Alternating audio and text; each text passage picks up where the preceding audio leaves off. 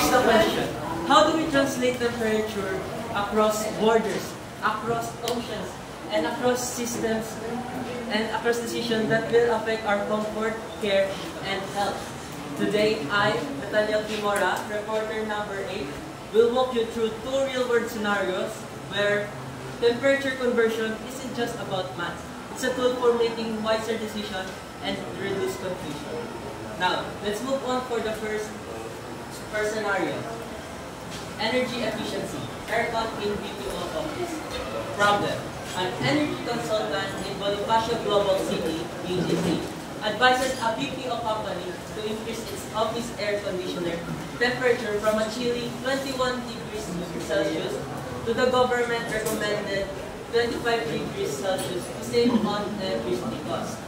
To include this in a report for the company, American headquarters, the consultant needs to state the temperature change in Fahrenheit.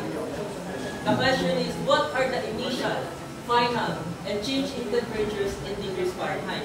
First, we need to identify the givens in the scenario. First is the 21 degrees Celsius, which is the initial temperature. And next is the 25 degrees Celsius, which is the final temperature. Now, because we need to find it into degrees Fahrenheit, we need the conversion formula. The conversion formula to find the degrees Fahrenheit is degrees Celsius multiplied by 9/5 plus 32. Then now that we know the conversion formula, we just need to substitute the givens. First, we need to make this 21 degrees Celsius into a Fahrenheit. First, we substitute the 20 degrees into the degrees Celsius. 21 multiplied by 9/5 is 37.8. Then we just simply need to add 32 in 37.8, which gives us 69.8 degrees Fahrenheit. Next is the final temperature. We need to convert it into degrees Fahrenheit, which is 25 times multiplied by 9/5, which is 45 plus 32 is equals to 77. Now now that we know the temperature in degrees Fahrenheit, both initial and final temperature, we now need to know the change in temperature. To find it, we just simply subtract 77 degrees Fahrenheit into the 69.8 degrees Fahrenheit, which gives us the additional 7.2 degrees Fahrenheit. And that concludes it. We just need to add additional 7.2 degrees Fahrenheit. A small change, yet big savings. Now, let's move on from office comfort into our more personal, which is health. Health and safety.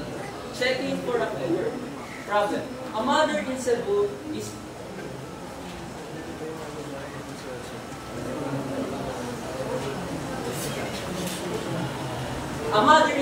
is worried her child might have a fever. Their family has a digital thermometer sent by a relative from the USA, which reads the child's temperature as 100.4 degrees Fahrenheit.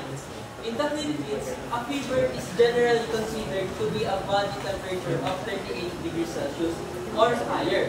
Does the child have a fever according to the local standards?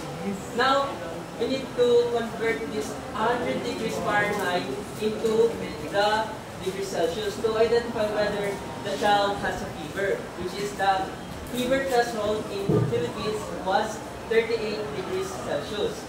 Now the conversion formula, we just need to flip it or reverse it, which is degrees Celsius is equal to degrees Fahrenheit minus 32 multiplied by 5/9.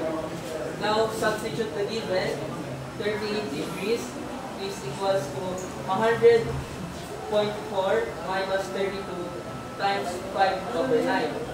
Now 100.4 minus 32 is equals to 68.4 multiplied by 5/9, which gives us 38 degrees Celsius. Now, therefore, yes, the child temperature is 38 degrees, degrees Celsius, which means the fever threshold in the local standard. And that's all.